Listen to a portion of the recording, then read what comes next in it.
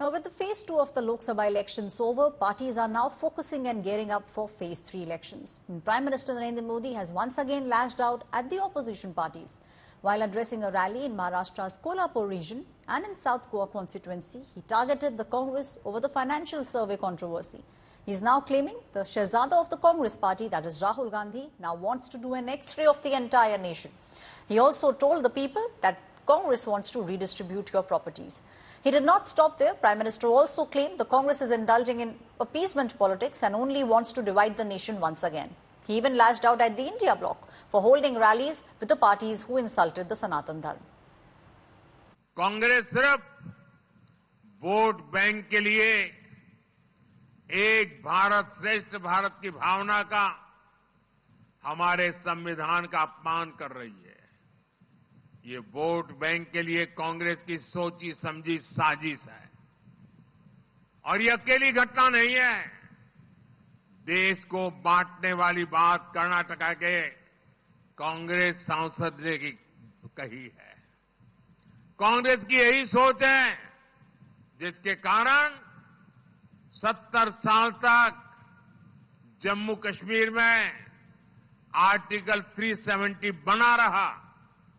कर्नाटका में कांग्रेस सरकार ने ओबीसी कोटे में जो 27% आरक्षण है वो मुसलमानों को देने के लिए उन्होंने क्या किया, रातों रात एक कागज पे थप्पा मार करके सभी मुसलमानों को ओबीसी बना दिया रातों रात।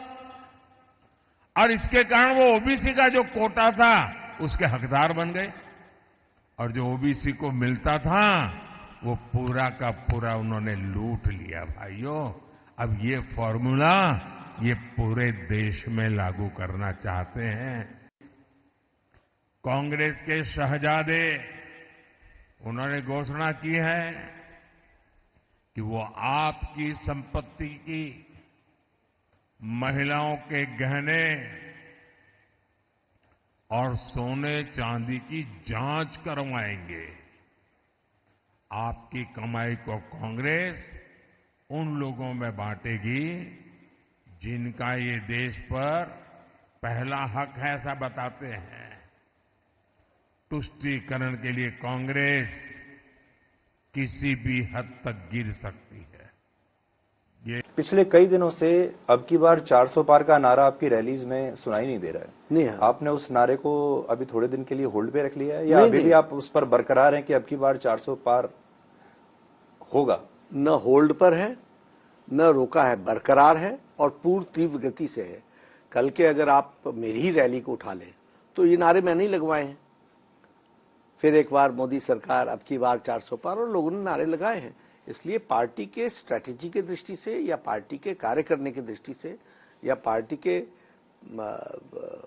कैंपेनिंग की दृष्टि से हम 400 पार पर टिके हुए हैं, पूरी ताकत से लगे हैं और उसके तरफ हम पूरी तीव्र गति से अग्रसर हो रहे हैं। 102 सीटों पर चुनाव के बाद आप अभी भी ये मेंटेन करते हैं कि 370 और 400 का जो आपने आंकड़ा रखा था, बिल्कुल ये आप अचीव कर पाएंगे? बिल्कुल, इसको और अच्छे तरीके से अचीव करेंगे।